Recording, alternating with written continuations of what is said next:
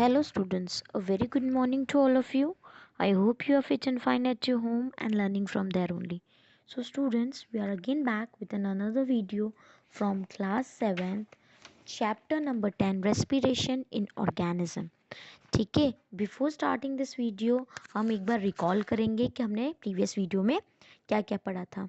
ठीक है, in previous video I had explain you about anaerobic respiration in plants में anaerobic respiration कैसे होता है वो सॉरी मसल्स में इनएरोबिक रेस्पिरेशन कैसे होता है वो हमने देखा था. ठीक है, एक शॉर्ट जिस्ट दूंगी मैं. ग्लूकोज है, glucose anaerobic respiration, the glucose will converted into lactic acid and energy. जब ऑक्सीजन का अमाउंट नहीं रहेगा बॉडी में या कम रहेगा तो हमारे मसल सेल्स जो रहते हैं वो ग्लूकोज को कन्वर्ट करते हैं लैक्टिक एसिड्स एंड एनर्जी में. ओके, एक्सटर्नल रेस्पिरेशन मतलब ब्रीदिंग के बारे में हमने देखा था. तो what is breathing? The taking in air rich in oxygen, ऐसी एयर जिसमें ऑक्सीजन बहुत ज़्यादा अमाउंट में हो और उसको अपने अंदर लेना, इनटेक करना. एंड ऐसी एयर जिसमें कार्बन डाइऑक्साइड ज़्यादा उसको हमारी बॉडी से बाहर करना, उसको हम बोलते हैं acceleration. Okay, now in this video we are going to learn about what makes us breathe. ऐसी क्या चीज़ें जो हमको ब्रीदिंग में हेल्प करती है. So we have just learn that we when we place our hands on our chest, हम अपने चेस्ट पे जब अपना हैंड रखते हैं तो हमको क्या फील होता है कि हमारा चेस्ट राइज अप होता है और it will and falls as we breathe in and out. जैसे ही हम अपने चेस्ट पे हाथ रखते हैं तो हमारा चेस्ट बाहर की तरफ आता है और फिर अंदर की तरफ जाता है. पर ऐसा क्यों होता है? Because breathing takes place in with the help of intercostal muscles between the ribs and the diaphragm. Okay, ये आपको जो स्ट्रक्चर दिख रहा है, ठीक है, इसके ऊपर होती हैं रिब्स. क्या होती हैं? रिब्स. यहाँ पे आप इजीली देख पा रहे होंगे रिब्स. और ये जो रेड कलर का है ये है डायफ्राम. तो रिब्स और डायफ्राम की हेल्प से रेस्पिरेशन प्रोसेस पॉसिबल होता है. अगर मैं इनहेलेशन की बात करती हूँ तो व्हेन वी ब्रीथ, जब हम ब्रीदिंग करते हैं तो इंटरकोस्टल मसल्स जो होती हैं वो कॉन्ट्रैक्ट होती है. तो उसकी वजह से दो चीज़ें हो सकती हैं. जो रिब्स है हमारी, that are pushed upwards and outwards, ऊपर की तरफ और बाहर की तरफ पुश होती हैं, जिसकी वजह से जो डायफ्राम होता है वो कॉन्ट्रैक्ट होता है और नीचे की तरफ मूव होता है. यहाँ पे आपको दिख रहा होगा अभी डायफ्राम कैसा है, ऊपर की तरफ मूव है. लेकिन जब इनहेलेशन होता है तब यही डायफ्राम नीचे की तरफ आ जाता है. Okay, then the upward and outward movement of the ribs and the downward movement of the diaphragm increases the space in the chest cavity. अब मैंने आपको बोला इनहेलेशन प्रोसेस में क्या होगा, रिब्स जो हैं वो बाहर की तरफ और ऊपर की तरफ लिफ्ट होंगी, पुश होंगी, जिसकी वजह से डायफ्राम कॉन्ट्रैक्ट होगा और नीचे की तरफ मूव होगा. रिब्स और डायफ्राम के मूवमेंट की वजह से जो चेस्ट कैविटी उसका एरिया इंक्रीज हो जाएगा, मतलब स्पेस जो होता है वो इंक्रीज हो जाएगा. The chest cavity becomes larger, जिसकी वजह से चेस्ट कैविटी जो होती है वो लार्जर हो जाती है, मतलब ज़्यादा से ज़्यादा एयर लंग्स के अंदर आ सकती है. ओके, अब हम जब एक्सलेशन की बात करते हैं, एक्सलेशन मतलब हम जब ब्रीद आउट करते हैं, कार्बन डाइऑक्साइड हमारी बॉडी से बाहर निकालते हैं. अब उस टाइम पे हमारी जो इंटरकोस्टल मसल्स होती हैं वो रिलैक्स होती हैं. रिलैक्स होंगी तो क्या चीज़ होंगी, रिब्स जो होती है वो डाउनवर्ड्स की तरफ और अंदर की तरफ मूव करती है. ठीक है, जिसकी वजह से डायफ्राम रिलैक्स हो जाता है और ऊपर की तरफ चला जाता है अपनी ओरिजिनल पोजीशन पे.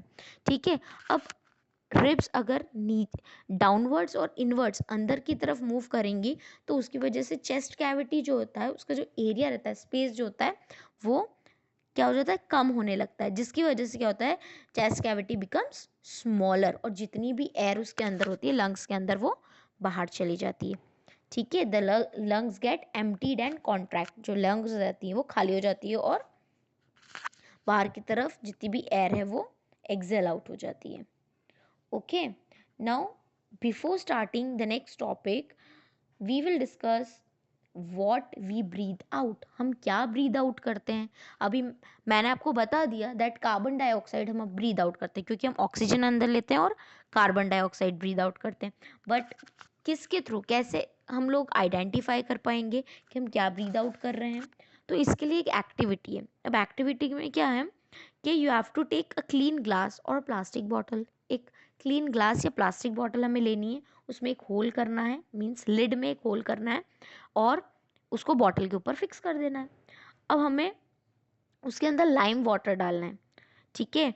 इंसर्ट अ प्लास्टिक स्ट्रॉ, अब जिसमें हमने होल किया है ना, लिड में, ढक्कन में जो हमने होल किया है उसमें हमें प्लास्टिक स्ट्रॉ डालनी है और हमारे माउथ से उसमें जेंटली हमको जो भी एयर है वो अंदर डालनी है। अब जैसे ही हम उसमें फूंक मारेंगे, ठीक है, मतलब हमारी बॉडी में जितनी भी एयर है जो एक्सेल आउट हो रही है वो कहाँ जाएगी, बॉटल के अंदर जाएगी। अब थ्योरी ये कहती है कि कार्बन डाइऑक्साइड जो होती है जब वो लाइम वाटर के कांटेक्ट में आती है तो लाइम वाटर को मिल्की, मतलब थोड़ा सा वाइटिश कलर का बना देती है। तो अगर वो उसका कलर चेंज हो जाता है लाइम वाटर का from transparent to milky, then it has been proved that the carbon dioxide is produced during respiration. जब हम रेस्पिरेशन करते हैं तब कार्बन डाइऑक्साइड प्रोड्यूस्ड होती है। ओके,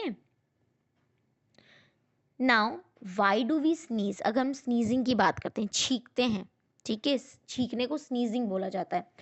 तो the air around us contain smoke, हमारे आसपास की जितनी भी एयर होती है उसमें स्मोक होते हैं, डस्ट पार्टिकल्स होते हैं, पॉलेंस होते हैं, ठीक है। और जब हम एयर को इनहेल करते हैं तो ये अनवांटेड पार्टिकल्स जो होते हैं ना, जो एयर में प्रेजेंट होते हैं, वो हमारी नेसल कैविटी में, मतलब हमारी नोज में चले जाते हैं। तो sometimes what happen, this particles may pass through the hair in the nasal cavity, hair के थ्रू हमारी नेसल कैविटी में चले जाते हैं, जिसकी वजह से हमारी नेसल कैविटी की लाइनिंग में इरिटेशन होने लगती है। और वो इरिटेशन किस फॉर्म में बाहर आती है, in the form of sneezing. Sneezing के वजह से क्या होता है, जितने भी अनवांटेड पार्टिकल्स जो हमने एयर को इनहेल करते टाइम हमारी बॉडी के अंदर ले लिए, मीन्स नेजल कैविटी में ले लिए हैं, वो बाहर आ जाते हैं, ठीक है। और जितनी भी एयर होती है वो प्यूरिफाइड हो जाती है, इसलिए स्नीजिंग होती है। Okay, now we are going to learn about the respiration in other animals. दूसरे एनिमल्स में भी हम रेस्पिरेशन पढ़ेंगे। अभी तक मैंने सिर्फ आपको रेस्पिरेशन इन ह्यूमन बींग्स पढ़ाया था। Now we are going to learn about the respiration in other animals. सबसे पहले रेस्पिरेशन इन इंसेक्ट्स हम पढ़ेंगे। So respiratory system of insects, जैसे ग्रास हॉपर हुआ, कॉकरोच हुआ, ठीक है, इनके पास एक थिन नेटवर्क होता है एयर ट्यूब्स का, जिसको बोलते हैं ट्रैकिया। आपको इस डायग्राम में दिख रहा होगा स्ट्रक्चर, ठीक है। तो ये क्या है, ये नेटवर्क है, ट्यूब्स का नेटवर्क है, जिसको ट्रैकिया बोला है। Now this network of trachea is spread inside the whole body of the insect. आपको यहाँ दिख रहा है कि पूरी बॉडी में ये ट्रैकिया स्प्रेड हुआ है। नाउ ट्रैकिया के पास छोटे छोटे होल्स होते हैं, टाइनी ओपनिंग्स होती है, जिसको बोलते हैं स्पाइरिकल्स, ठीक है, जो बॉडी के साइड में प्रेजेंट होते हैं।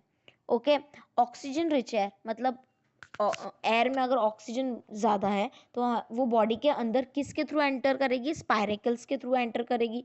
From spiracles the air goes into the trachea, trachea में जाएगी स्पायरिकल से और पूरी बॉडी में डिफ्यूज हो जाएगी।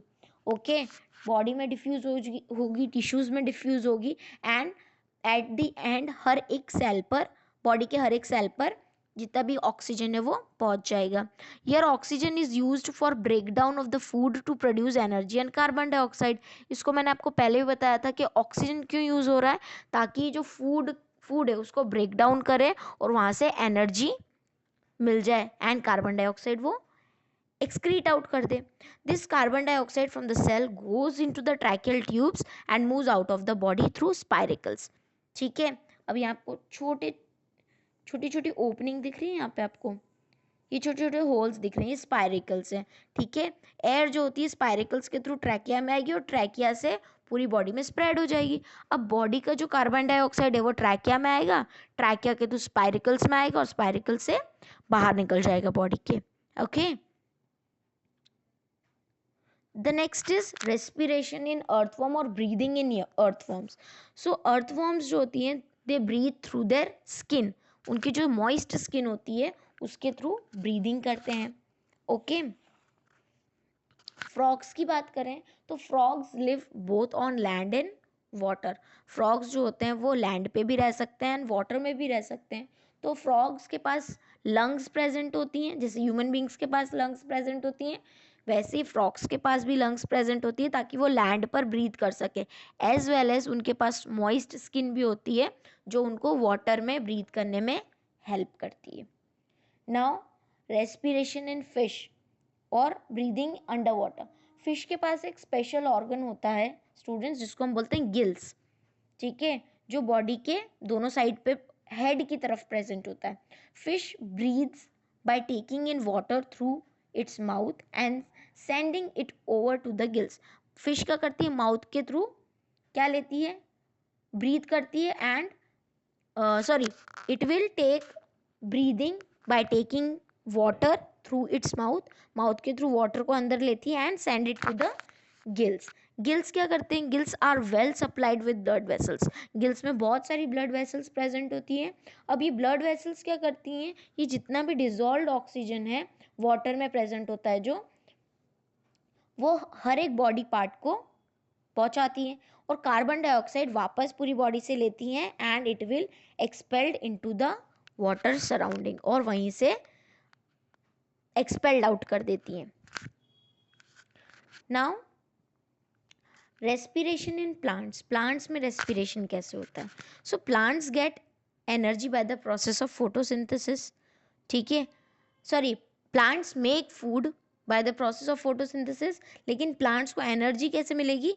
Through respiration. रेस्पिरेशन में क्या होगा, फूड जो होता है, ग्लूकोज जो होता है जो कि प्लांट प्रिपेयर करता है, वो ब्रेक डाउन होता है in the presence of oxygen to form carbon dioxide and water with the release of energy, ठीक है। तो क्या हो रहा है प्लांट्स में, जो ग्लूकोज है, फूड जो होता है, वो ब्रेक डाउन हो रहा है ऑक्सीजन के प्रेजेंस में एंड उससे क्या मिल रहा है, एनर्जी मिल रही है and carbon dioxide.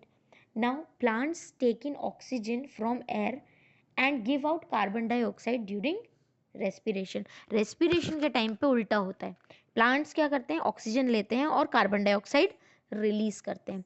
Now first thing, leaves.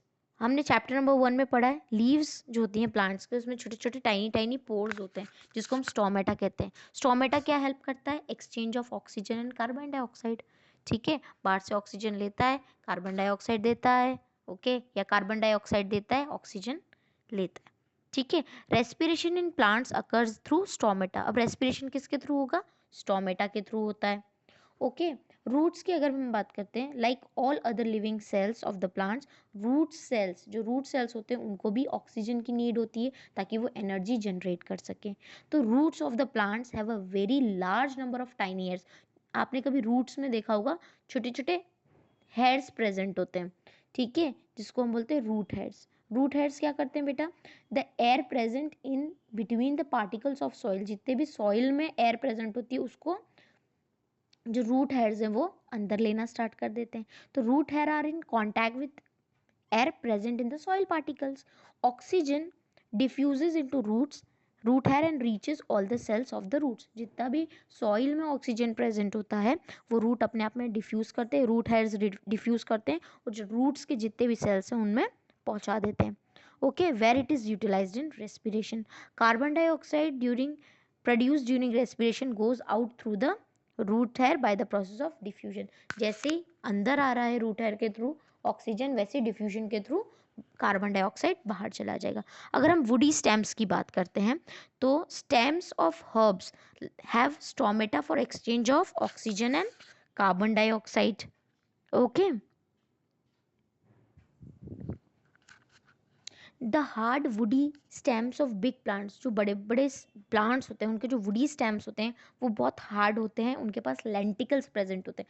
ये आपको डायग्राम में दिख रहे हैं लेंटिकल्स, ये क्या हेल्प करेंगे, गैसियस एक्सचेंज में हेल्प करते हैं। अब लेंटिकल्स के पास भी छोटे छोटे पोर्स होते हैं जो प्रेजेंट होते हैं बाग पे, where the cells are loosely packed and have intercellular spaces allowing the exchange of gases, जिसकी वजह से क्या होगा, एक्सचेंज ऑफ गैसेस होगा, क्योंकि उनके पास स्पेसेस है, इंटरसेलुलर स्पेसेस है जिसके थ्रू वो एक्सचेंज करेंगे गैसेस को। स्टूडेंट्स, यहाँ पे आपका चैप्टर नंबर 10 कंप्लीट हो चुका है। अगर आपको रेस्पिरेशन के रिलेटेड कोई भी डाउट आ रहा है तो आप इस वीडियो के नीचे लिख सकते हैं, I will surely clear all your doubts, okay, but keep watching the video and keep learning. Thank you so much for watching.